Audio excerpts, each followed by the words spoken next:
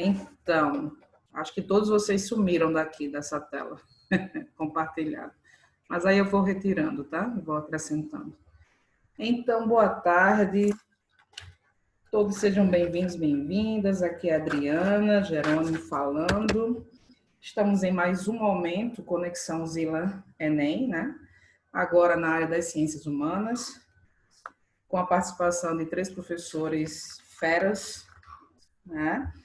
Temos nosso professor Magno Luiz, de Filosofia, a professora Michele Oliveira, de Sociologia, e nós temos o professor Daniel Lima, de História.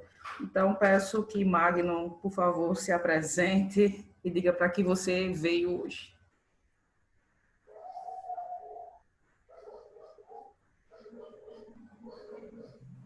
Bom, pessoal, boa tarde. Desde já eu quero agradecer aí a presença de vocês para a gente fazer juntos aí esse aulão, né? E aí a intenção aqui é uma aula com uma característica um pouco de revisão, né? Embora a gente saiba que o ano letivo está bem prejudicado por causa dessa situação de pandemia, mas a gente quer usar esse tempo aqui, por mais curto que seja, para comentar algumas questões de Enem, da prova de Ciências Humanas de anos passados, e que essas 4 questões que serão comentadas, elas foram escolhidas, um dos critérios para elas serem escolhidas é porque são temas recorrentes nas provas do Enem. Por mais que às vezes não caiam a questão muito parecida, mas quando se comenta essas questões, certamente vai estar se tocando em conteúdos que são recorrentes dentro do Enem. Então, espero que seja muito proveitoso para todo mundo que está aqui.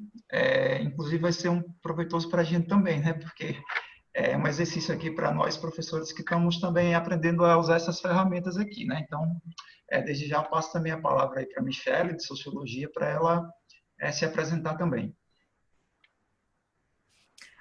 Boa tarde, gente. Tudo bem? Eu estou bastante entusiasmada e feliz de revê-los.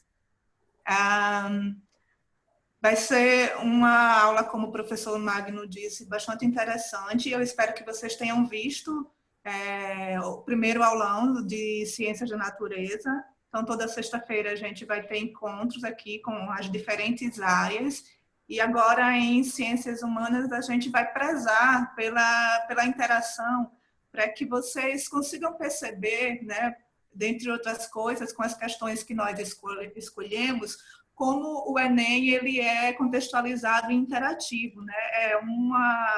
É uma prova, é um exame interdisciplinar. Então, isso quer dizer que quando vocês chegarem lá em janeiro, no primeiro dia, no primeiro domingo, e abrirem o caderno de questão de linguagens e ciências humanas, vocês não vão encontrar questões disciplinares, né? Vocês não vão encontrar questões de sociologia ou questões de filosofia ou de história ou de geografia, que são as 4 disciplinas que formam a área de ciências humanas, mas questões que versam sobre temáticas na perspectiva, muitas vezes, dessas 4 disciplinas. Então, é um treino que a gente precisa exercitar para que vocês estejam prontos para encontrar a prova do Enem com uma familiaridade maior.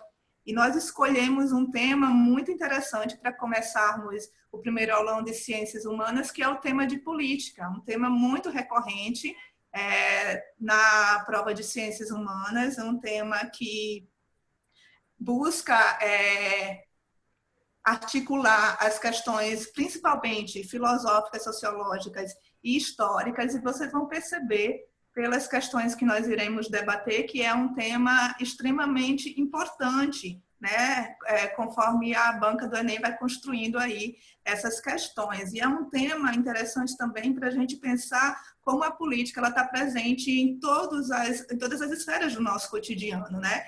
É muito importante que quem já está aí nos ouvindo entenda que a política que a gente vai discutir aqui não é como eu sempre converso com vocês, não é aquela política partidária, é a política no sentido das ciências políticas, a política como uma área de estudo do poder do Estado, como uma forma de organização das sociedades humanas, e a gente percebe que, inclusive, essa esfera política ela interfere também na prova do Enem. Né? A gente vai perceber que o MEC e o INEP, eles também são influenciados pelas questões políticas que o país está vivendo, e a gente vai tentar perceber esses elementos nessa discussão que nós faremos hoje.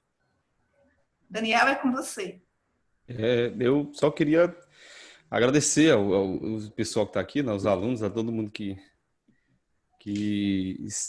vai tirar um tempo do seu dia hoje para assistir essa aula, né? Como o Magno falou, para a gente é um desafio de todas as formas, tanto a questão técnica, né, da gente estar em locais diferentes, tendo que falar sobre as mesmas questões. Então, queria dizer que espero que a aula de hoje seja realmente proveitosa. A gente vai tentar fazer uma espécie de revisão, né? E vocês vão perceber, como o Michel falou, que apesar de a gente fazer questões de história ou de sociologia ou de filosofia, quando vocês chegaram no Enem, pelo menos na área de ciências humanas, que é o que a gente olha, né? Que não olha as outras questões do Enem, mas aí a gente percebe que não há claro que há a distinção, mas que você precisa, na hora de fazer as questões ali, pegar os conhecimentos que você adquiriu das mais diversas disciplinas ali. Você não consegue fazer somente com uma disciplina da área de conhecimento. Você precisa dos outros conhecimentos também. Então, basicamente é isso. Então, beleza. Agradeço demais aos professores. E aí, dando aqui um alô, né? Vendo aqui, estamos em 11 participantes, não é isso? Carlos Micael, que entrou e saiu, voltou novamente. Que bom, Carlos. Arthur Guilherme, Luan Gabriel. Aí tem também a Regina, também está participando conosco. Stephanie Oliveira e Vitória Lohana. Então, sejam todos muito bem-vindos e bem-vindas, né? Bem-vindas. Para a gente poder organizar um pouco melhor, as dúvidas serão retiradas somente no final, tá? E aí vocês podem anotar, mandar pelo chat, ou no final abrir o microfone, se quiser falar direto, tá bom, gente? Mas isso ao final. Aí eu peço que fiquem no caso, os alunos, fiquem com as câmeras desligadas e os microfones também, tá? Para poder favorecer a conexão, certo? E não dar interferência, tá bom? Então, podemos, acho que seguir, não é isso? Podemos seguir? Podemos. Então, vamos começar.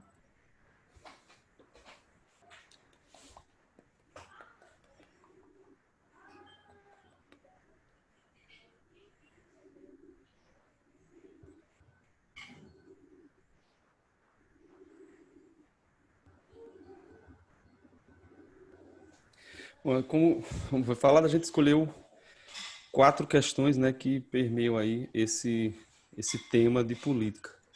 E as 4 questões, elas são do mundo antigo, né, mais precisamente da Grécia Antiga. Aí. E aí a gente vai fazer o seguinte, eu vou começar, né, eu leio a questão com vocês. Seria bom vocês terem um caderno aí, alguma coisa, ou no bloco de anotações aí no celular, para vocês fazerem as anotações que vocês acharem mais pertinentes. Ok? Então, a questão número 1, ela diz, compreende-se, assim, o alcance de uma reivindicação que surge desde o nascimento da cidade na Grécia Antiga, a redação das leis. Ao escrevê-las, não se faz mais que assegurar-lhes permanência e fixidez. As leis tornam-se bem comum, regra geral, suscetível de ser aplicada a todos da mesma maneira. Aí tem a fonte, né? E o enunciado da questão, que é, para o autor, a reivindicação atendida na Grécia Antiga, ainda vigente no mundo contemporâneo, buscava garantir o seguinte princípio.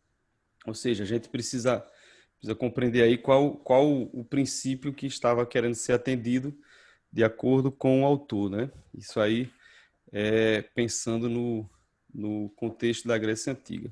E como eu falei na apresentação, na verdade, para a gente resolver essa questão, claro que ter conhecimento sobre a Grécia Antiga ia ajudar bastante para a gente conseguir responder, né? Mas aí não só o conhecimento sobre a Grécia Antiga nos ajudaria, até mesmo a ideia do que esses princípios aí que tem nas opções, né, nas alternativas, a gente já conseguiria, já facilita muito a gente para conseguir resolver essa questão, certo?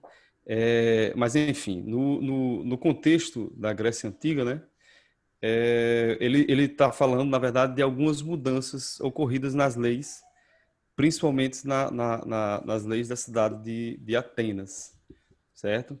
E para a gente compreender isso, a gente precisa entender que eu vou falar um pouco sobre Grécia Antiga, o que seria a ideia de Grécia Antiga. Eu vou falar outra questão que fica mais fácil de fazer essa relação em uma das questões que a gente tem aqui. Eu vou passar logo para o contexto do que está sendo falado na questão, né? Então, para a gente compreender, a gente precisa entender que entre os séculos 8 e 6 a.C., certo?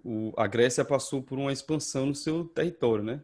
Que a gente conhece como o período de colonização grega ou a segunda diáspora grega, certo? O período de expansão do território grego.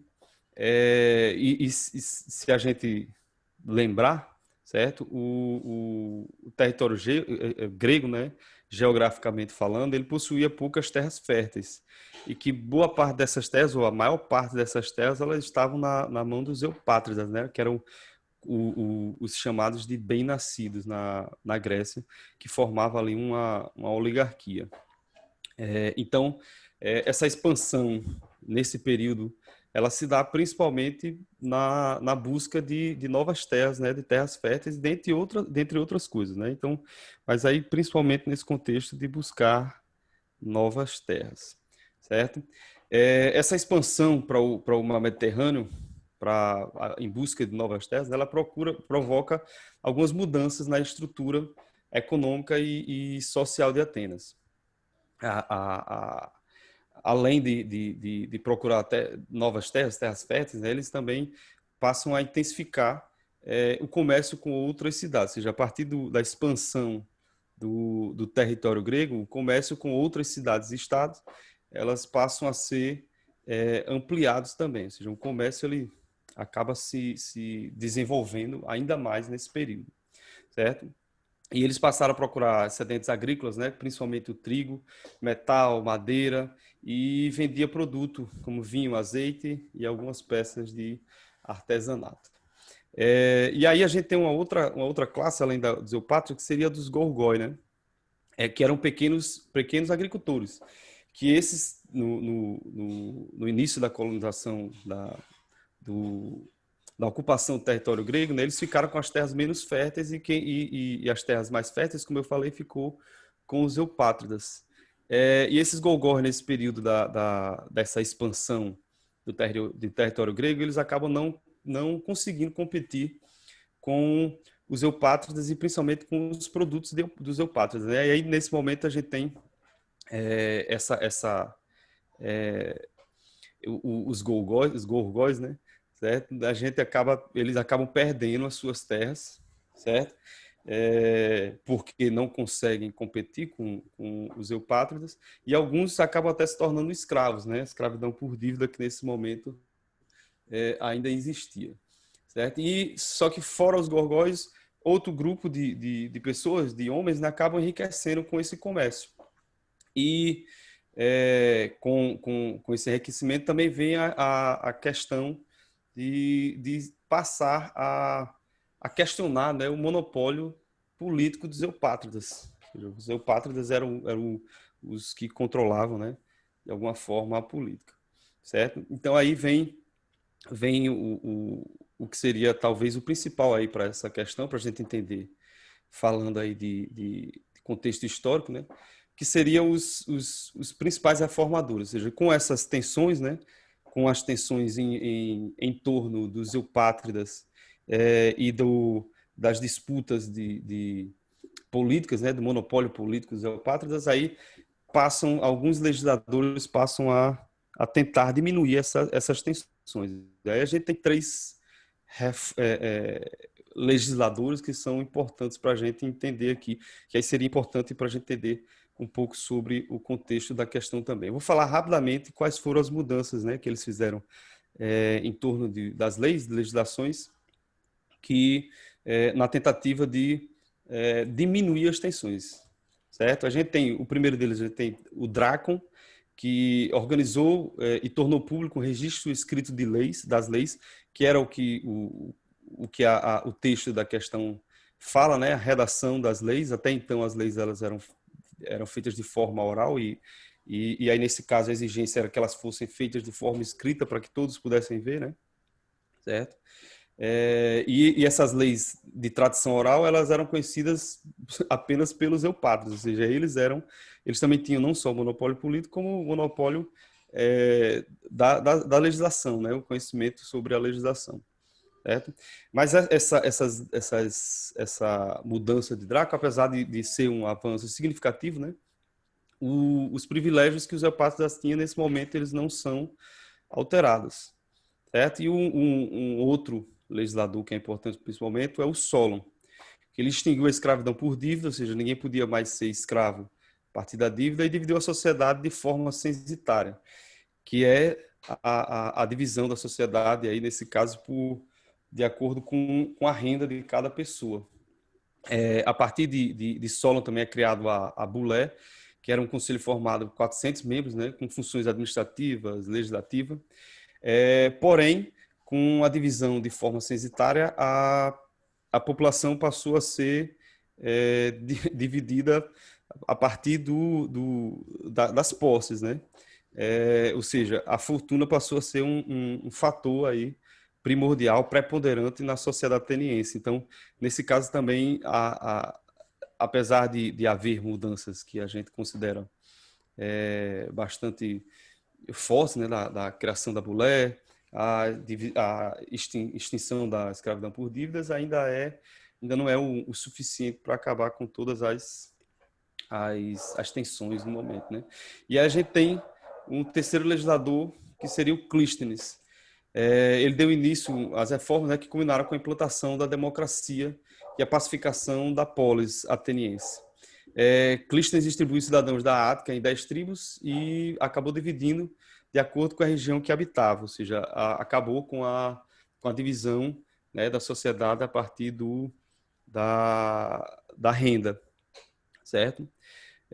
Então, para a gente entender o contexto dessa questão, basicamente a gente precisa entender que a questão está falando desse momento entre essa tensão entre os eupátridas, né, e a outra parte da população que buscava também participação política e buscava acabar com o monopólio desse grupo, né, político, desse grupo oligarca que existia em Atenas, que eram o eupátridas. Acredito que se eu for me alongar um pouco mais aqui nesse momento, eu vou acabar dando a resposta. Então, vou abrir para os colegas falarem também, e aí, de acordo com o que a gente for falando, a gente vou aumentando. Então, Michele e Magno, podem ficar à vontade. Eu tenho certeza que os meninos que estão aí, Arthur, Luan, Carlos, Vitória, Adson, eu tenho certeza que eles já sabem qual é a resposta, porque são ótimos alunos.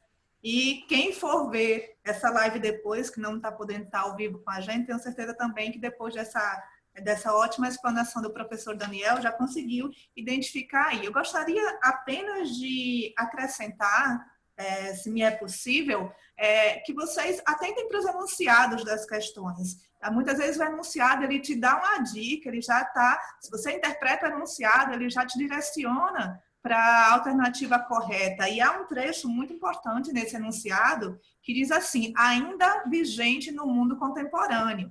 Então, é importante que vocês tracem essa relação. Mesmo que a gente esteja tratando aqui da política na Antiguidade Clássica, você está falando do nascimento da democracia grega, do modelo democrático grego, ele quer saber a correlação que há entre esse modelo, né, no que diz respeito às leis, e algo que ainda vigora no nosso mundo, na atualidade. Então, a grande maioria das cartas constitucionais dos estados contemporâneos, há uma máxima que todo mundo já deve ter ouvido, que diz que todos são iguais perante a lei. Eu acho que se você lembrar desse termo, você vai conseguir ter uma segurança e escolher a resposta certa. Aí você já pode, lembrando das características da democracia grega, já eliminar várias questões. Por exemplo, quando você pensa qual é o modelo de democracia que a Grécia adotava, já dá para eliminar algumas alternativas. Quando você pensa o que é ser cidadão na Grécia Antiga, quem é que participava desse modelo democrático, você já exclui outra. Dá para a gente falar de gênero dentro do modelo democrático da Grécia Antiga? Eu tenho certeza que vocês sabem a resposta disso, né? Então, quando a gente for discutir nas próximas questões a conceituação de cidadania na Grécia Antiga, vai ficar mais claro essas questões. Então, esses eram os pontos que eu gostaria de destacar e acrescentar na fala do professor Daniel, e eu passo agora para o professor Magno.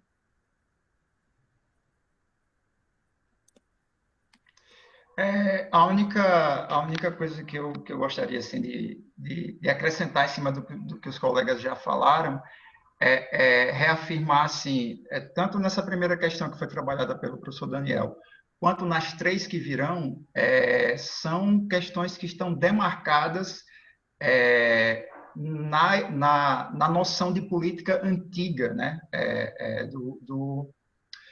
Da Idade Antiga, do que chamamos de Idade Antiga. Quando a gente fala de Idade Antiga, a gente não está falando apenas de um recorte histórico, de falar de datas, né? De uma época a outra. A gente está falando de características sociais, políticas, econômicas, culturais, que marcam uma época. Então, assim, por exemplo, quando se fala de política, tem muito pano para manga aí. Em outra aula, provavelmente a gente vai ter que fazer uma demarcação da diferença das características da política antiga e da política moderna, principalmente a partir do pensamento de Maquiavel, quando essa questão da análise das relações de poder ganha uma força muito grande. Então, já peguei aí outro caminho, então, assim, só para não sair muito aí do filão. Reforçar também dentro desse contexto histórico, social, cultural que o professor Daniel falou, né? Que essa ideia de Grécia, né? Porque hoje, quando a gente fala do nome de um país, vem logo a ideia de uma nacionalidade, né? De um território demarcado, e aí ele falou muito bem que na época não era a gente fala a Grécia Antiga, para falar justamente que não era esse país fechado que tem hoje, né? Eram vários povos, cada um buscando seus interesses, assim, né? Dentro de um território que hoje chamamos de Grécia, né? Mas cada um com características diferentes. Os atenienses tinham características, né? Assim como outros povos tinham outras características. Então, só para demarcar isso aí também, acho que o professor Daniel pode concluir aí, falando um pouco aí, dando aí a resposta, e é isto. Pronto, muito bem.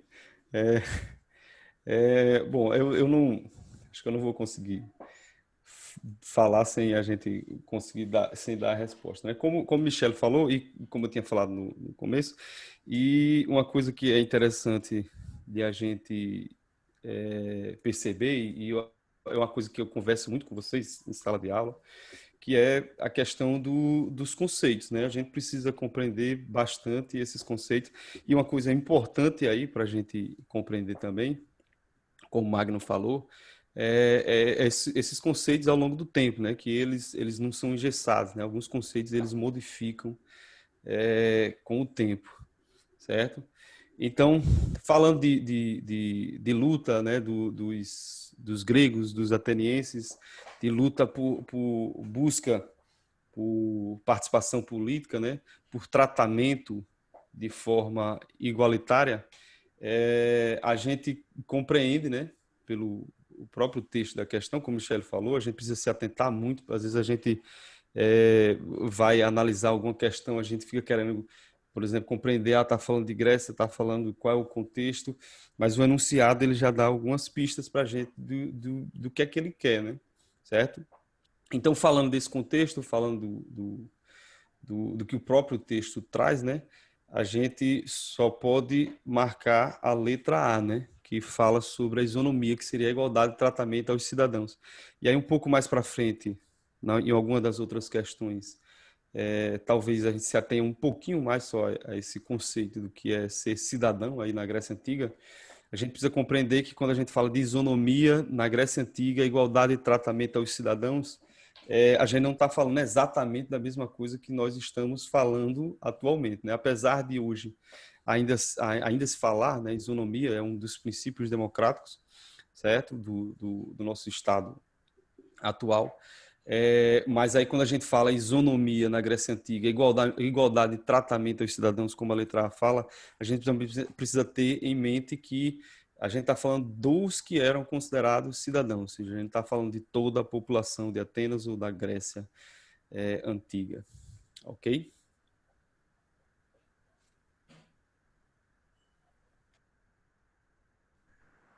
Ficou claro? Ok. Ficou, né?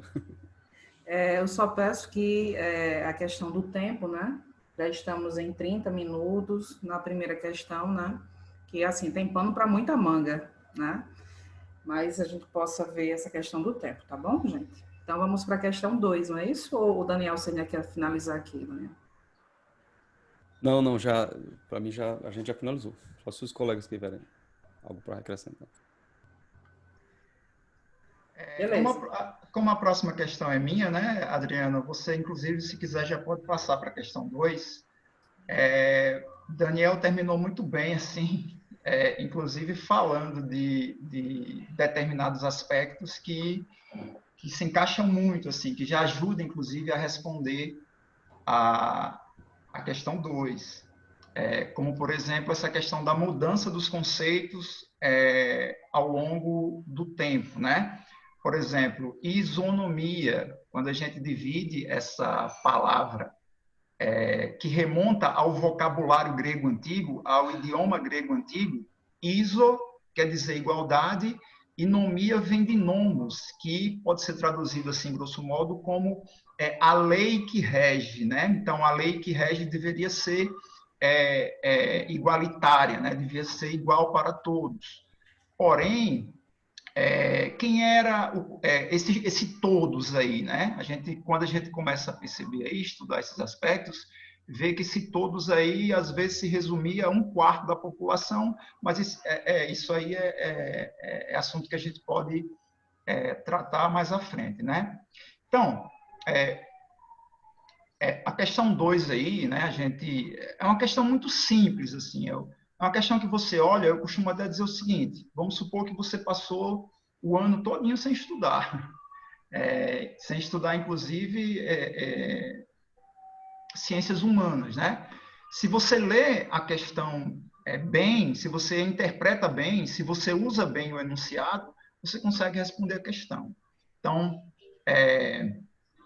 dito isto, né, apesar de tudo, analisá-la também, a gente pode tirar muitos elementos aí e aprender muito com ela. Então, queria que, assim como vocês leram a questão antiga, a primeira questão com o professor Daniel, queria que acompanhasse aí também a leitura dessa questão. Ela tem 2 textos de 2 pensadores diferentes. O primeiro texto é de Tucídides, né, um historiador, e o segundo texto é de Aristóteles, né, um filósofo propriamente dito.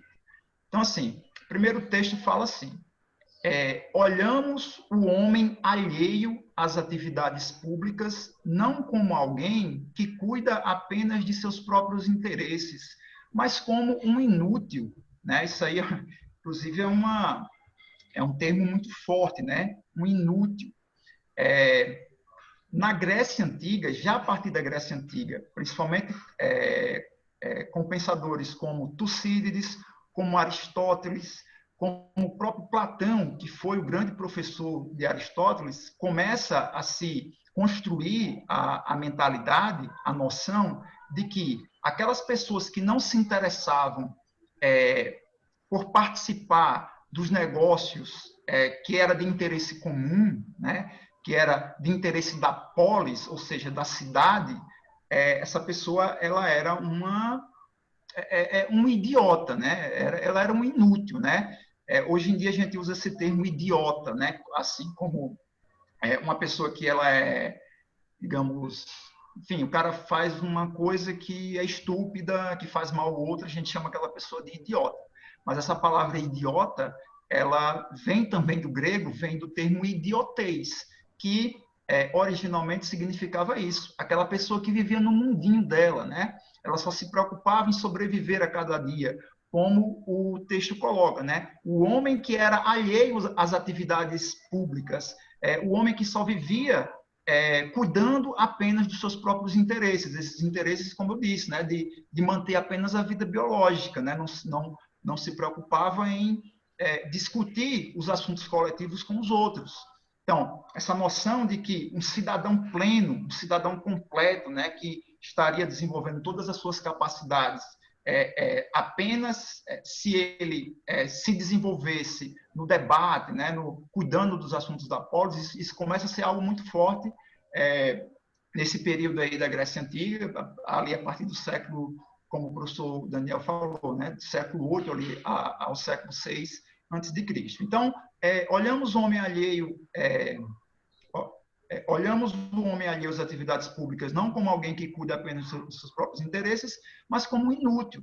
Nós, cidadãos atenienses, decidimos as questões públicas por nós mesmos, na crença de que não é o debate que é empecilho à ação, e sim o fato de não estar esclarecido pelo debate antes de chegar a hora da ação. Então, por exemplo, hoje, quando a gente fala assim, eu odeio política, né? Claro que a gente fala isso quando está falando de que se odeia essa política partidária, né? Quando a gente vê nos telejornais escândalos de corrupção, briga pelo poder, né?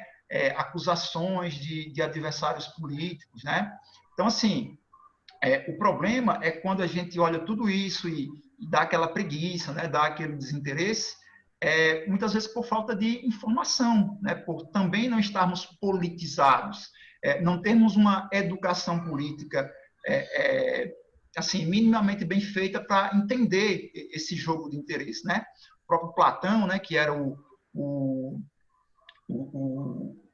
grande professor de Aristóteles, ele tem uma frase, né? Pelo menos essa frase é atribuída a ele até hoje. Platão dizia o seguinte: aquele que não gosta de política fatalmente vai ser dominado por aquele que gosta, né?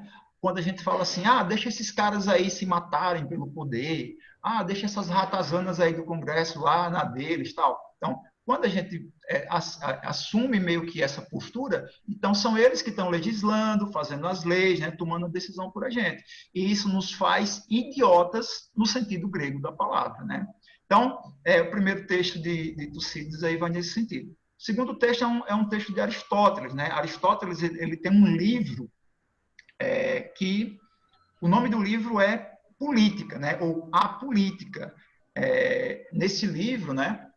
Aristóteles ele é o primeiro a fazer meio que uma primeira história da política, né? Só também aqui fazendo essa revisão, também ainda reforçando essa coisa do contexto grego que o professor Daniel fez tão bem. Então, assim, de onde é que vem esse termo político, né? Ou política?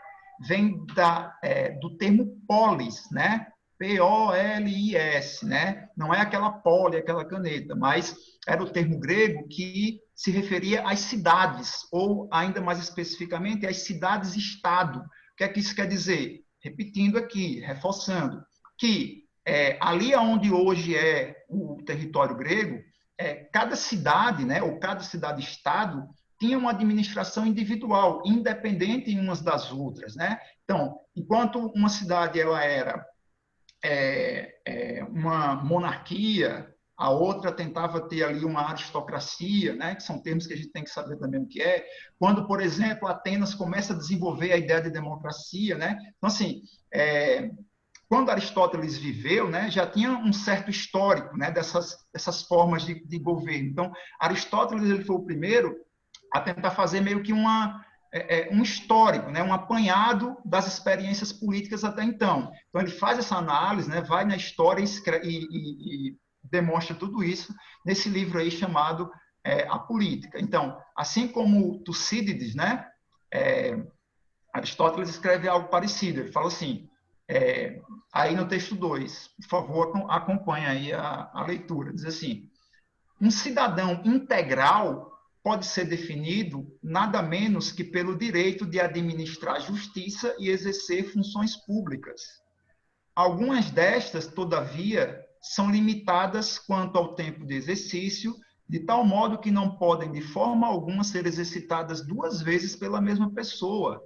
Veja bem, gente, é mais ou menos dizendo assim, quanto tempo, se a gente tentar falar em termos atuais, quanto tempo aí um deputado, um presidente, um vereador deve permanecer no poder? Então, é isso que os caras já estão ali discutindo lá no século IV, século V, antes de Cristo.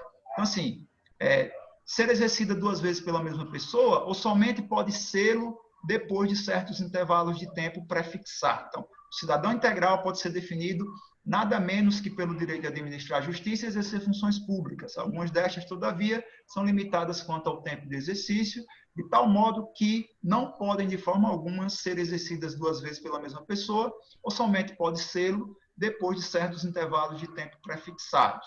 Então, assim, esse cidadão integral aí, repetindo, tanto na fala de Tucídides quanto da de Aristóteles, para você, Aristóteles ele usa um termo assim, que é o animal político, ou seja, o animal para a polis, dizer que o ser humano ele é uma criatura, né, um ser vivente que ele só se completa, né, ele só consegue desenvolver todas as suas habilidades, inclusive a habilidade racional, né,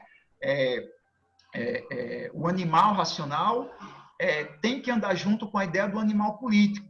Se você não cuida dos interesses da polis, fatalmente você não estará conseguindo desenvolver todas as suas capacidades racionais, ou seja, não vai conseguir ser um ser humano de forma plena. Então, assim, aí, feito esses comentários, aí tem a questão, né? Comparando os textos 1 e 2, tanto para Tucídides, no século V a.C., quanto para Aristóteles, no século IV a.C., a cidadania era definida pelo ou pela, né? Então, é muito simples, né? Aí, antes da gente dizer aí as respostas, professor Daniel, professor Michele, querem fazer aí algum acréscimo? Já falei 11 minutos. Eu gostaria de acrescentar bem rapidinho que muitos alunos, eles acham que as questões do Enem, elas são muito distantes da realidade da sala de aula, né? Elas são bem diferentes do que a gente discute. E nós estamos vendo, a partir desses exemplos das questões que nós estamos comentando agora, que é exatamente o que nós estudamos em sala de aula. Se os meninos que estão online aí lembram do texto que nós lemos o ano passado, o nascimento da democracia grega tratava exatamente disso. Então, vocês têm um material que muitos candidatos a vestibulares antigos não tinham acesso, que são os livros didáticos. Então, vocês têm nas mãos uma ferramenta de pesquisa muito interessante para vocês revisarem esses conceitos.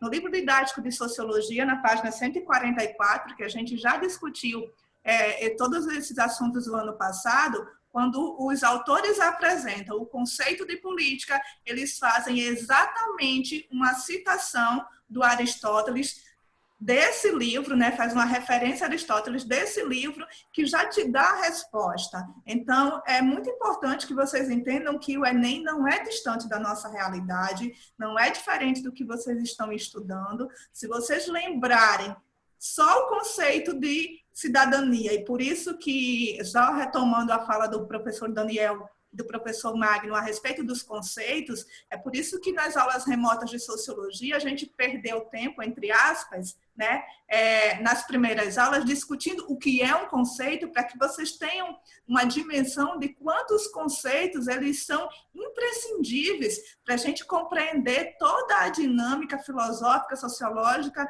historiográfica que está presente nesses assuntos que permeiam as ciências humanas. Então, se você lembrar qual é o tipo de democracia que vigorava na Grécia Antiga, eu estou dando 1, 2, 3, eu tenho certeza que vocês já sabem, né? Quando a gente pensa em democracia direta, a principal característica da democracia direta já te dá a resposta para essa questão. Quando a gente pensa, como disse bem o professor Magno, sobre a restrição da ideia de cidadania na Grécia, a gente também tem uma noção, né? Naquele texto que a gente lia na sala de aula o ano passado, a gente tinha um dado que os autores traziam, que eram de 10% a 14% da população que tinham o status de cidadão na Grécia, e de cidadão mesmo, para vocês lembrarem que é no masculino, nesse contexto. Então, eu tenho certeza que esses detalhezinhos, eles vão fazer toda a diferença para que vocês articulem aí, vejam como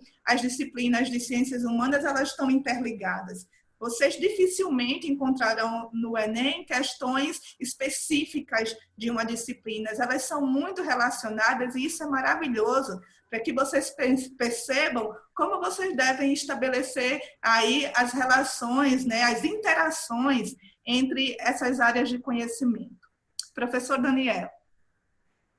Bom, como já foi muito bem falado aí, eu acho que o foco principal aqui da questão seria quem é o cidadão, né? A quem é a cidadania, além das questões que Magno falou, da participação, né, na política, definição desse cidadão que não tem interesse na política aí, certo? Mas a definição do que é ser cidadão, como Michel falou, quem não participava da política, eu acho que é mais interessante para a gente compreender aqui quem não era considerado cidadão, né, na Grécia, e sobretudo falando de Atenas, que é onde a gente se atém basicamente a esses conceitos, certo?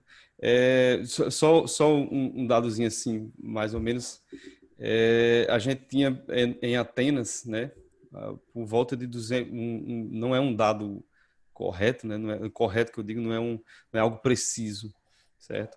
A gente tinha por volta de 200 mil escravos, 70 mil estrangeiros, certo? E entre mulheres e crianças que não eram considerados cidadãos, né? Ou seja, a decisão, a participação política aí ficava na mão de, como o Magno falou, às vezes de 1/4 da população, ou de uma parte minoritária da população, né?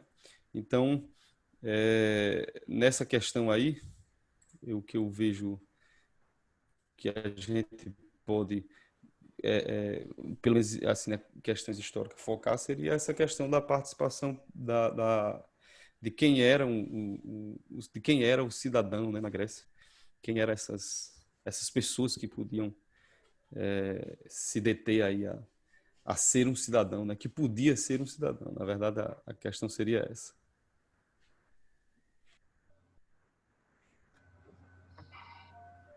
Bom, gente, aí temos aí 5 opções, né? Como é a característica das aulas das questões do Enem. Então, quando fala assim, comparando os textos 1 e 2, tanto Tucídides quanto Aristóteles, a cidadania era definida pela... Aí isso pode ser um pouco escorregadio, né? Como a gente mesmo já falou aqui, né? Todo mundo já sabe que para ser considerado cidadão era preciso ser homem, maior de 21 anos, ter prestígio social, ter posses, uma série de coisas, não ser estrangeiro em alguns casos, né? Tudo isso, né? Para ser cidadão era preciso de tudo isso, nesse contexto da Grécia Antiga aí. Porém, o que os dois textos estão chamando a atenção é para o fato de que O que faz do sujeito cidadão é a participação política, né? Claro que, para ter participação política, tinha toda uma série de outras características aí, né? Então, é uma questão da gente saber interpretar a questão. A questão correta aí seria a C. Embora, para você ser cidadão, era preciso ter prestígio social? Era. Acúmulo de riqueza? Era. O local de nascimento influenciava? Também. Grupo de parentesco? Às vezes, né?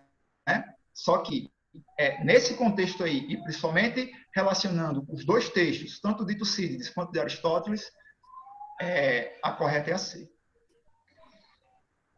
E aí eu acho que se a professora Michele, o professor Daniel não quiserem mais fazer algum comentário sobre essa questão, por mim eu me considero encerrado. Se vocês quiserem encerrar e ir para a terceira questão, fica à vontade.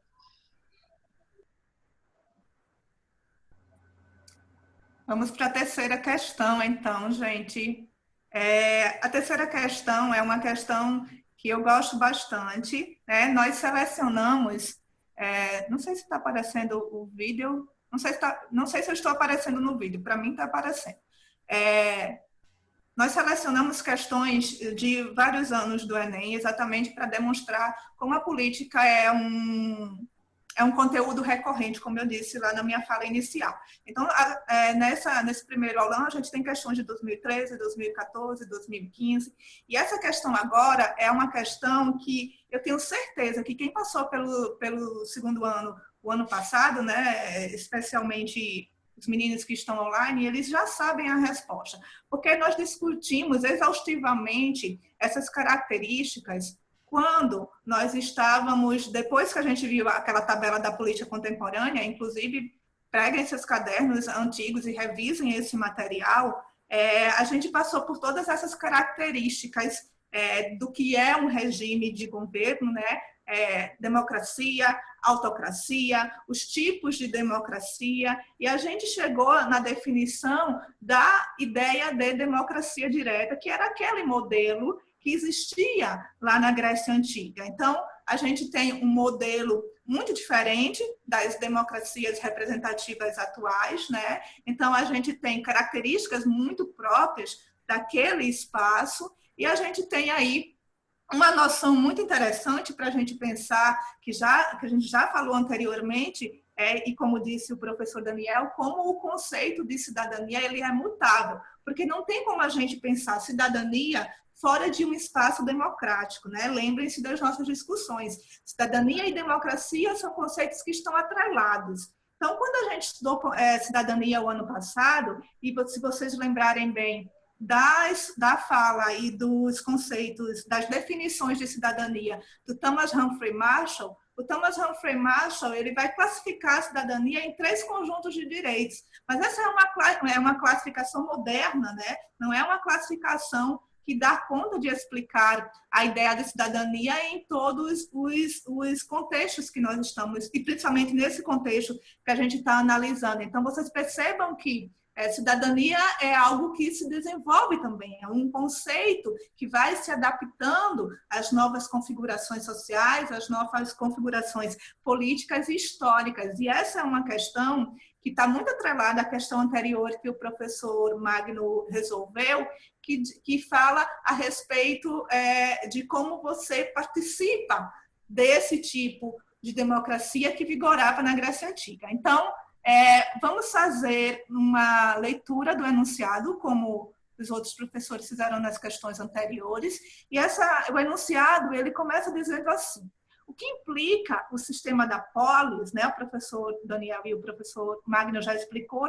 o significado de polis anteriormente, é uma extraordinária preeminência da palavra sobre todos os outros instrumentos de poder. Ora, quando a gente está pensando em política, principalmente quando a gente pensa política contemporânea, a gente sempre vai ter a tendência de atrelar a política à palavra. Em que sentido? No sentido do debate, da construção de uma discussão, né? A busca por encontrar mecanismos consensuais. Então, é isso que fazem os nossos parlamentares. É por isso que eles são chamados de parlamentares e que eles estão lá presentes no parlamento. Então, a palavra, o discurso, a argumentação, o debate é algo fundamental para a gente pensar a política, obviamente, de um ponto de vista mais amplo, né? Nunca seja reducionista para pensar a política que a gente está estudando, simplesmente do ponto de vista eleitoral, né? A política partidária, os partidos, eleições, tudo isso são elementos muito importantes, principalmente para a nossa política contemporânea, mas a política é muito mais ampla do que isso. Então, a palavra, continua a questão, constitui o debate contraditório, a discussão, a argumentação e a polêmica. Torna-se a regra do jogo intelectual, assim como do jogo político. Veja que essa, acredito eu, que seja a questão mais curtinha dessas 4 questões que nós selecionamos, e não é comum o Enem trazer enunciados tão curtos. Inclusive, quem já foi treineiro ano passado, né, sempre reclama da extensão dos enunciados, né? E vocês têm que tirar o ponto positivo disso. Não reclamem da extensão dos enunciados, porque o enunciado ele pode te dar, como disse o professor Daniel, pistas para que você resolva a questão. Então, continuando. Na configuração política da democracia grega, em especial a ateniense, a ágora tinha por função, eu tenho certeza absoluta que todos vocês, com exceção do Carlos, que ainda não viu esse assunto, já sabem a resposta para essa questão. Então, a gente tem 2 conceitos, dois termos, 2 elementos muito importantes nessa questão. Polis, cidade, e ágora, que a gente precisa descobrir o que é, ou relembrar o que é a ágora. Então, se a gente sabe que a característica principal da democracia grega era ser uma democracia direta, o que isso significa? O que significa vivenciar um modelo de democracia direto? O próprio nome já diz. Então, diferente da nossa democracia atual, não havia intermediários, né? A escolha de representantes para intermediar essa relação entre o cidadão e as decisões, né? A coisa pública, as decisões políticas. Esse ator social, ele não existia na Grécia Antiga, né? Então, é muito importante que vocês lembrem dessas características. O professor Daniel já mencionou aí quem era considerado cidadão. Então, você excluía muita gente. E o que esses cidadãos faziam? Se era direto e não havia intermediário, isso quer dizer que todas as questões dessas cidades-estados eram resolvidas pelos próprios cidadãos. Então, é muito importante que vocês lembrem dessas características que são tão importantes para a gente conseguir resolver essas questões. E aí, antes de passar a palavra para os outros professores, eu ainda lembro que a gente vai perceber aqui alguns elementos nas alternativas que a tabela da política contemporânea, batendo nessa tecla, vai ajudar vocês. Então, se você sabe o que é, quais as características, e quais são os elementos que estão ali entre forma de governo, regime de governos, tipos de democracia, né?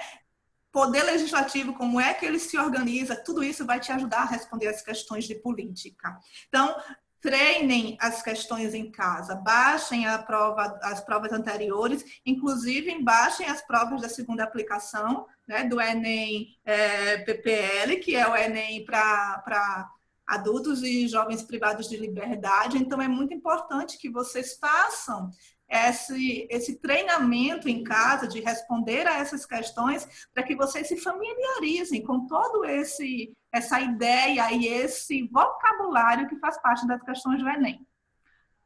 Professor Magno.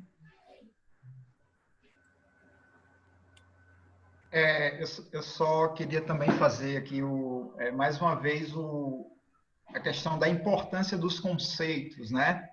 Já falamos aqui do conceito de isonomia, que era um conceito muito caro para o que se estava se formando nesse contexto aí da Grécia Antiga. Outro conceito que eles usavam muito era o conceito de isegoria, né? Assim como a isonomia era igualdade perante a lei, né? A lei que rege a todos de forma igualitária, isegoria era o direito igualitário de fala na ágora, né? Que era o lugar ali, como a professora já explicou, de reunião, né? Para deliberar, para debater. Então, assim, inclusive para um exercício pleno da democracia, era necessário que essa instituição, esse conceito da isegoria, ele fosse muito bem visto, ele fosse muito bem observado e que ele não fosse agredido de forma nenhuma, né? O direito igual da fala. Eu vi uma frase esses dias, né?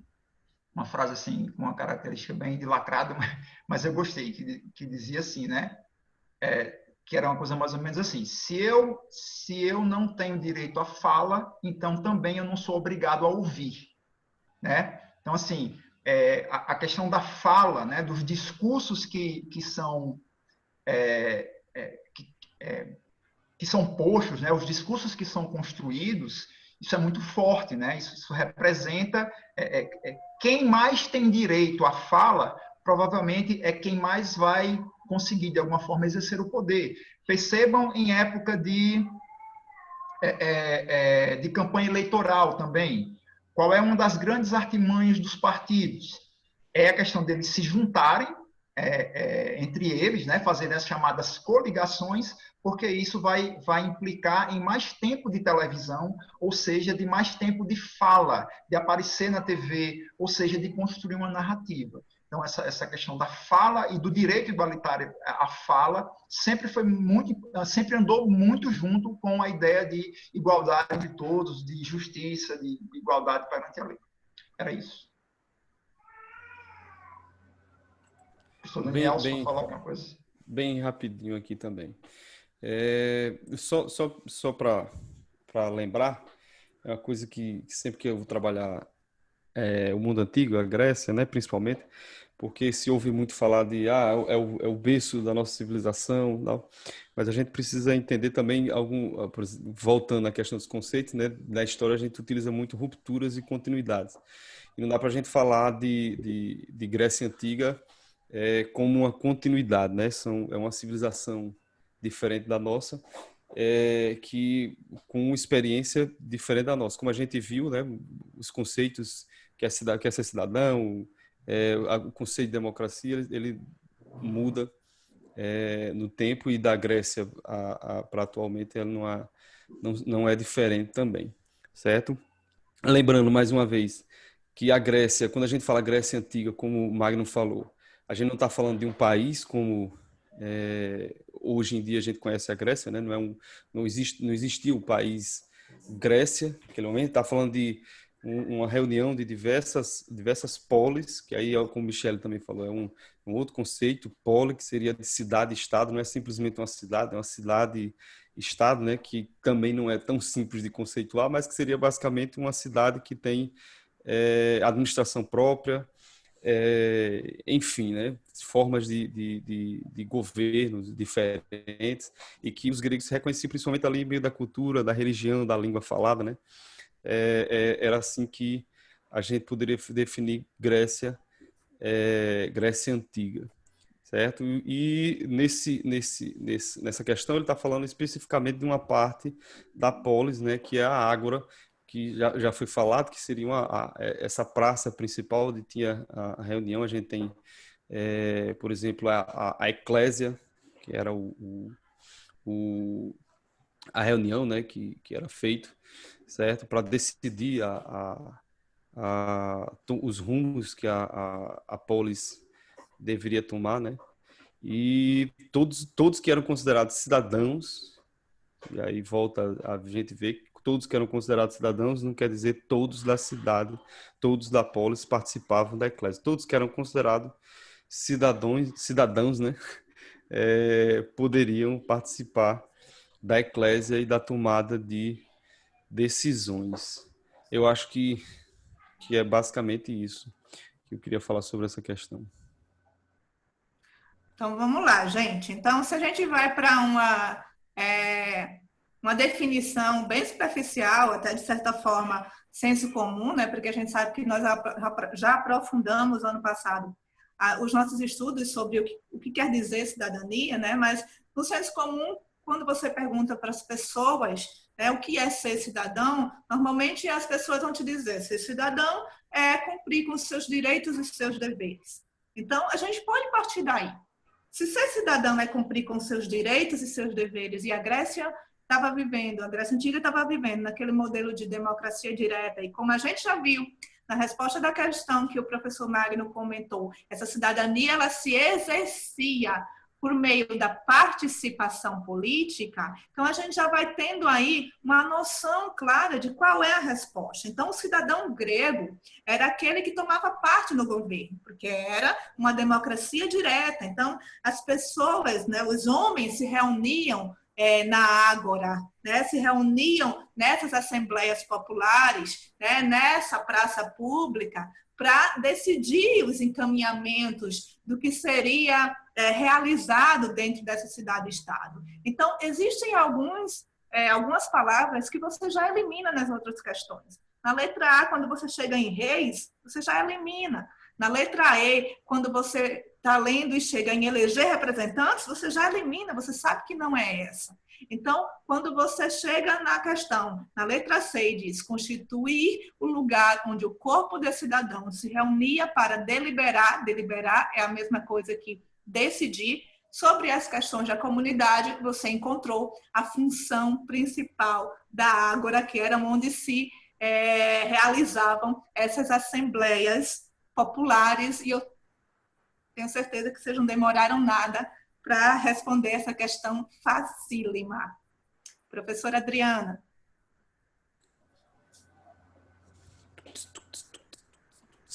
Vamos para a última questão, questão 4. Eu acho que depois da gente ter explanado muita coisa, né? A gente poderia realmente passar muito tempo falando das questões, mas eu acho que essa talvez seja um pouquinho mais rápida. Vamos dar uma lida lá. Durante a realeza e nos primeiros anos republicanos, as leis eram transmitidas oralmente de uma geração para outra. Ou seja, falando novamente aqui das leis, né, que eram transmitidas de forma oral e não escritas. E aqui, precisamente, essa primeira parte do texto, se a gente entende, a gente sabe que a gente está falando de Roma. Continua no mundo antigo, mas agora estamos falando de Roma antiga. A ausência de uma legislação escrita permitia aos patrícios manipular a justiça conforme seus interesses. Em 451 a.C., porém, os plebeus conseguiram eleger uma comissão de 10 pessoas, os decênviros, para escrever as leis. 2 deles viajaram a Atenas, na Grécia, para estudar a legislação de Solon, que a gente viu na primeira questão, falamos sobre os 3 legisladores, né? A superação da tradição jurídica oral no mundo antigo, descrita no texto, esteve relacionada ou seja, como é que foi superada. Aí, nesse caso, a gente está falando basicamente da experiência romana, né? Certo? Patrícios, plebeus, são 2 grupos que existiam em Roma antiga, certo? A questão, em geral, essa questão aí, falando do ponto de vista de história, há uma coisa bem específica que todo historiador, na verdade, tem medo de cometer, que seria o anacronismo. Ou seja, dentre as opções, né, dentre as alternativas, se você pensar no contexto da antiguidade, se você pensar no contexto de Roma antiga, de Grécia antiga, há opções dessas aí, há alternativas que a gente não poderia marcar porque a gente estaria cometendo anacronismo, certo? Esse seria um dos pontos interessantes da gente pensar aí, né? Como a gente viu na Grécia Antiga, Drácon, né, foi o responsável por introduzir essa legislação de forma escrita, que é a reivindicação que está sendo falada aí no texto em Roma, né? Tendo a legislação e não costume com noteadores das causas legais, ou seja, o costume que era de forma oral passa a ser preterido, né, no caso da legislação. E a gente viu de Drácon até Clístenes, né, que estendeu a participação política a todos os homens livres. Então, a gente está falando de um ponto comum aqui, que seria a reivindicação, né? Certo? No caso aqui de Roma Antiga, para a gente não se estender muito, a partir do século V a.C., né, as lutas sociais na Roma, elas acabam se intensificando e os plebeus, eles utilizam a sua superioridade numérica, ou seja, tem muito mais plebeus do que patrícios, para pressionar uma elite, né, patrícia, para pressionar os patrícios para que fossem aprovadas as leis que pudessem ampliar os direitos dos plebeus, né? Então aí, como o próprio texto fala, é que é escolhido os decêmviros, né, que são os 10 pessoas responsáveis por escrever as leis, e a partir daí a gente tem a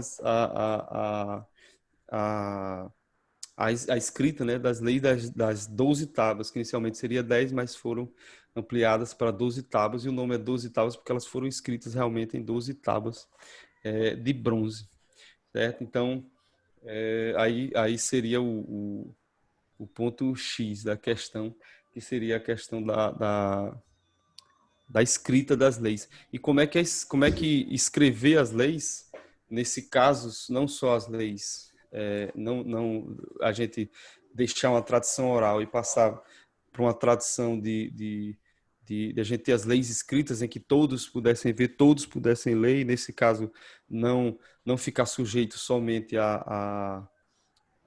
aos mandos e desmandos, né, de um grupo, que nesse caso de Roma seria os patrícios, certo? Então, é um ponto bastante importante nesse momento aí para a história, e principalmente para aqueles que não tinham, que tinham pelos seus alguns direitos políticos não, direito à participação, né? Tolhidos aí por essa elite, certo? Só para lembrar, quem eram os patrícios em Roma? Eram os grandes proprietários de terra, né? Que eles tinham direitos, privilégios políticos e religiosos, e os plebeus eram os homens livres que, até algum período na história de Roma, não tinham nenhum direito político, certo? Então, a questão ela vai trabalhar em torno dessa ideia de ampliação, talvez, do direito à participação política. Os colegas querem colocar alguma coisa? Eu quero falar rapidamente, e pegando o gancho aí da tua última fala, rapidamente mesmo, que eu sei que a gente já extrapolou o tempo. Você está falando de direitos políticos, e mesmo que o Marshall não esteja tratando desse contexto, se vocês lembrarem daquela classificação das três correntes de direitos, né? Primeiro os direitos civis, depois os direitos políticos, e só, por último, a conquista dos direitos sociais, a gente já consegue eliminar algumas questões aí. Uma outra questão que tem relação, do ponto de vista sociológico, com essa questão, embora ela seja bastante histórica, né, é a alternativa que fala da tripartição de poderes. Então, a gente teve bastante tempo para discutir Montesquieu, né, discutir o espírito das leis, que foi escrito em 1748, e como que ele propõe, né, depois já com todos os cientistas políticos e filósofos políticos que vieram antes dele, mas como que ele vai propor essa tripartição de poderes. Então, são elementos que, mesmo que você esteja tangenciando a questão, ela vai te dar ali subsídio para que você, se não chegar com certeza e segurança na questão que você acha que é certo, pelo menos você vai eliminando as questões que são mais esdrúxulas e que não cabem aí para te ajudar a responder essa questão. Era só isso rapidamente. Professor Magno. Eu só comentaria o fato de que nessa questão aí está muito implicada para a gente hoje, né? Um termo que se usa muito, que é a questão da representatividade, né? O exemplo dos decemviros, né? Com certeza é um dos primeiros registros na história de pessoas que durante muitos séculos eram dominadas e que souberam se organizar pela primeira vez e dizer assim, precisamos de uma representação maior nas instâncias maiores que nos governam, né? Então, a ideia de associação, de representatividade, de construção de partido político, tudo isso envolve muito essa questão da representatividade, né? Por que existem partidos políticos, sindicatos, né? Por que muitas vezes os trabalhadores votam em pessoas que vão representar os interesses do patrão ou do explorador, sei lá, e não os interesses do próprio da própria categoria de trabalhadores. Então, esse exemplo aí dos decêmviros é um dos primeiros registros na história que dá para debater essas questões. É isso. E só rapidinho, Daniel, depois, antes de você resolver, essa primeira alternativa que fala de sufrágio universal, ela também é muito interessante para você eliminar, porque quando você está falando de sufrágio, é a mesma coisa que voto, né? Só que você está falando de universalidade do sufrágio, mesmo que seja o sufrágio universal masculino, a ideia de universalidade de voto é algo muito recente, muito, muito contemporâneo. Só isso, Daniel. Aí, pegando esse gancho, aí é o que constitui, nesse caso aí, que a gente eliminaria por conta do anacronismo, né? A gente está colocando uma ideia que é bem mais recente, a gente estaria colocando como se fosse uma ideia lá da antiguidade, certo? Justamente por causa dessas questões anacrônicas, do anacronismo, né? A gente é empurrado, né, de alguma forma, a marcar a letra B, que seria a extensão da cidadania aos homens livres. Há uma pequena, bem rapidinho, há uma pequena divergência, porque a extensão, a cidadania a todos os homens livres de Roma, ela vem posterior à lei das 12 tábuas, certo? Essa que seria a divergência. Se você pensar na experiência romana, essa letra B a gente poderia ficar em dúvida de não marcar, certo? Só que aí, justamente pelas outras questões elas serem bastante anacrônicas, elas não nos remeter à questão da antiguidade, né, de Roma, da Grécia, certo? E se a gente compreender que a lei das 12 tábuas, por ser escrita e por ser uma reivindicação dos próprios plebeus, ela não só ampliaria, como seria uma garantia, né, para os plebeus de que as leis elas não fossem tão facilmente burladas pelos patrícios, ou não pegassem outros caminhos. Então a gente ficaria com a letra B de Zila, porque o Zila é bom.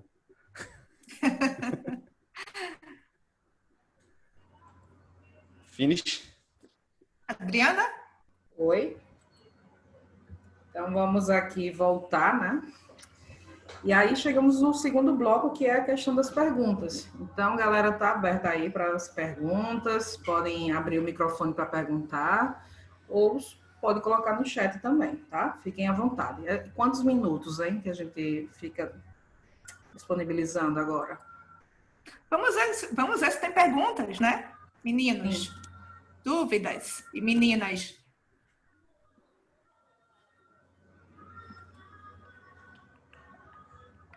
Vitória, Luan, Stephanie, Carlos, Arthur. Vocês entenderam? Como é que foi? Foi tudo bacana? Foi tudo tranquilo? Dá pelo menos um valeu aí, pra gente entender que vocês... Tem. A Luan tá colocando aí no chat. Adriana, olha aí. Ele coloca assim, os patrícios da Roma Antiga têm relação com os coronéis? é uma, como é que eu posso dizer? Uma relação muito, muito distante uma coisa da outra, né? Aquela ideia que eu falei de rupturas e continuidades. A gente não pode falar de continuidade nesse momento. Aí eu poderia afirmar que não tem relação alguma nesse sentido. Só não relação, mas a gente pensar na questão oligarca, né? Da oligarquia, talvez a gente consiga fazer essa relação, né? Já era para responder, né? Eu respondi. É verdade. Os professores querem complementar? Acho que é uma questão bem específica para Daniel essa. Pronto. E aguardando mais perguntas, ou parece que ficou tão nítido, né? Tudo tão bem explicado, mas... Espero que tenha ficado mesmo. Os meninos estão dizendo aí, Arthur está dizendo valeu, a gente que agradece por terem acompanhado. Mudem, né, gente? Só uma questão, Michele. Só sobre essa questão que foi levantada, porque a gente é sempre levado a olhar os exemplos históricos e fazer essas relações. Para o historiador é muito mais complicado, tem que pisar em ovos ali antes de fazer algumas afirmações, né? Mas assim, só uma questão que eu me arriscaria eu comentei no início, assim, porque quando a gente, a partir da modernidade, Maquiavel, né, o italiano, ele traz um elemento para o debate político que ele é fundamental até hoje, que é a questão do poder. A gente debateu várias questões aqui, falou de muitos aspectos. Mas, por exemplo, quando chega no final do século XVI, do século XV, ali onde Maquiavel viveu, início do século XVI, até então, a grande influência do pensamento político ainda era Aristóteles, tá certo? E isso acabou virando muito assim uma idealização da política. Essa coisa de Aristóteles falar, como eu disse, né, de que não a política para cuidar do interesse coletivo de todos, para que todos tenham participação política. No fazer político que o animal racional consegue desenvolver todas as suas qualidades, todas as suas potencialidades. Então, assim, Maquiavel vai olhar para todo esse histórico e dizer, olha, alto lá, o tanto de idealização que é usado como mascaramento de uma realidade em cima dessa tradição que remontava a Aristóteles ainda, né? Dizer que aqueles que estão governando estão cuidando do interesse de todos, aí Maquiavel vai dizer, não é bem assim. A política não é sobre cuidar do interesse coletivo. A política ela é, antes de tudo, sobre a tomada e a manutenção do poder. A política é se organizar sobre como conseguir mais participação, como conseguir mais poder dentro dessas relações. Aonde vocês vão, eu sempre falo isso, tem relação de poder. Aonde tem relação social, há relação de poder, certo? Na casa de vocês tem a relação pais e filhos, marido, mulher, tá certo? Vocês vão sair de casa, vão no trabalho, lá vai ter patrão, empregado. Se vocês praticam a religião, chega lá, tem a relação dos sacerdotes com os fiéis, tá certo? Em todo canto há relação de poder, que há relação social, também há relação de poder. Então, o primeiro a chamar atenção para isso é Maquiavel. Então, é importante assim entender isso. E tanto que a palavra muito utilizada hoje é o quê? Empoderamento, que também é uma coisa que dá para a gente estudar muito em política quando a gente estiver falando mais de uma política contemporânea. Mas o que é que está por trás desse termo empoderamento? É a ideia de que os grupos que geralmente foram excluídos, foram dominados, foram explorados, agora eles conseguiram um certo espaço, conseguiram exercer um certo poder e façam de tudo para não perder esse espaço. Né? Que todas as suas atividades, o seu esforço, seja para não perder esse espaço. Por quê? Porque aquele que teve que ceder um pouquinho vai fazer de tudo para retomar esse espaço. Daí vem essa ideia de empoderamento. Por que eu falo isso? Né? Porque antes da gente estar fazendo essas relações, né, tal, Os patrícios lá têm relação com os coronéis hoje. Talvez a única relação que a gente pudesse fazer é que ali já havia, por haver uma relação social, havia uma relação de poder também e havia conflitos ali, havia tensões. É isso, gente. E obrigado a todos que ficaram conosco até agora. Obrigado aos meus colegas, sempre bom estar com vocês e aprender com vocês também. Obrigado ao Zila, meu 8º ano nessa escola. Deixa eu ler aqui umas interações, tá?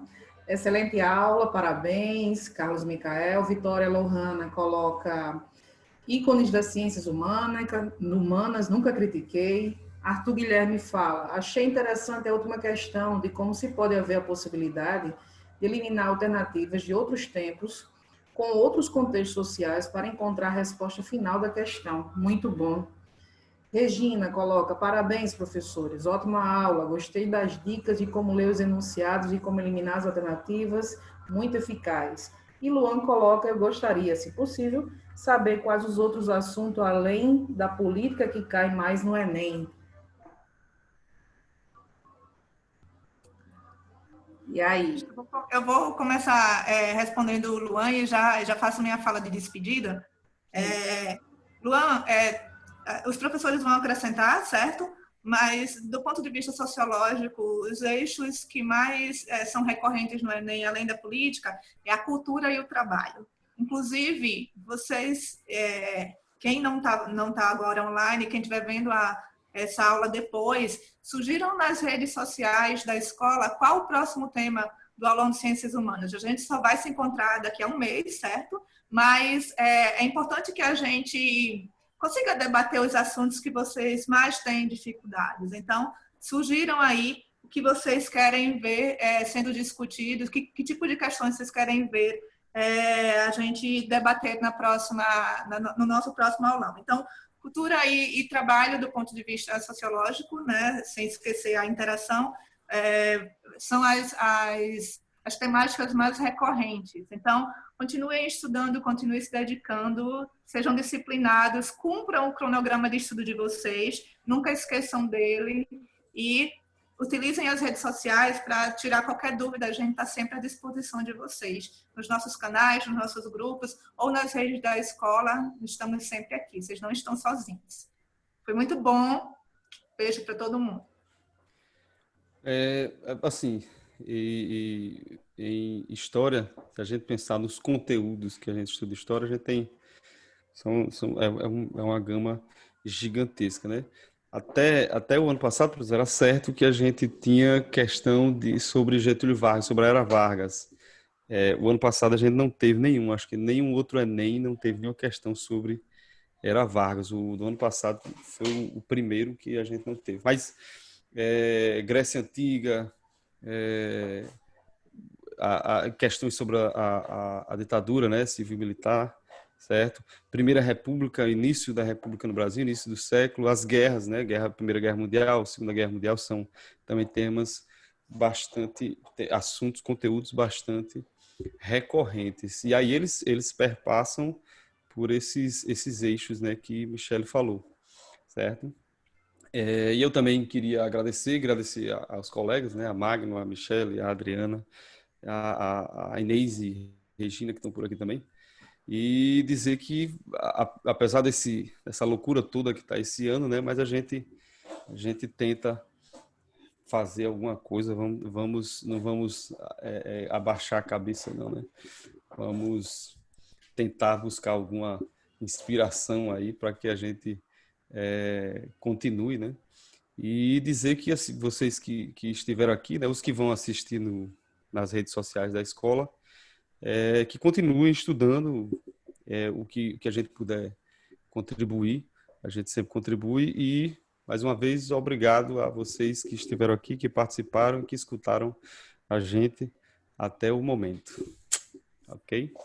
E Magno, quer colocar mais alguma coisa, Magno? Eu já tinha me despedido, né? Mas a pergunta do Luan foi muito boa, não? Realmente, em filosofia, o que eu percebo no caderno de Ciências Humanas sempre cai muita questão de política, mas também cai muita questão de ética, que às vezes a gente confunde muito, né? e não é a mesma coisa, né? Mais uma vez, por isso que Maquiavel é um pensador muito importante, tanto que eu forcei uma barra aqui para acabar fazendo um comentário longo sobre ele. Mas cai muita questão sobre ética, por exemplo, bioética, isso é bem recorrente, né? Quais os limites da ciência, até que ponto a ciência pode ir na justificativa de que está fazendo aquilo porque está querendo melhorar a condição humana, em relação a pesquisas para descobrir medicamento, a manipulação em laboratório com animais, isso aí sempre acaba caindo uma questão ou outra, né? Aí, por exemplo, tem 3 teorias sobre a ética que elas sempre caem tentando fazer relação com algum tema atual, principalmente essas questões mais polêmicas em relação a gênero, a reconhecimento de direitos de minorias, assim. Então, são principalmente o pensamento de Kant, tá certo? Na chamada ética deontológica, ou seja, a ética de princípios, de agir por princípios, e em Kant é um princípio racional. A ética de virtudes, né? Ou a ética de mediania, que ainda é um pensamento também de Aristóteles, tá certo? A ideia de que é necessário desenvolver determinadas qualidades para agir eticamente, né? E, por último, a ideia da ética utilitarista, que já é uma teoria mais moderna, né? Ela é desenvolvida pelos liberais, né? Pelos pensadores liberais, principalmente Stuart Mill e Jeremy Bentham. E a ideia do utilitarismo é que se a ação é boa para o máximo possível de pessoa, essa ação ela é ética, ela não tem que ser reprovada. Então, assim, se vocês pudessem também estar dando uma olhada em relação a isso, vai ser muito bom. E, mais uma vez, obrigado. Então, gente, vamos encerrando mais um Conexão Zila-Enem, né? Lembrando que sexta-feira teremos a área das linguagens. E agradecer a todo mundo, valeu, né, a participação, e até lá, né? Se cuidem e tchau.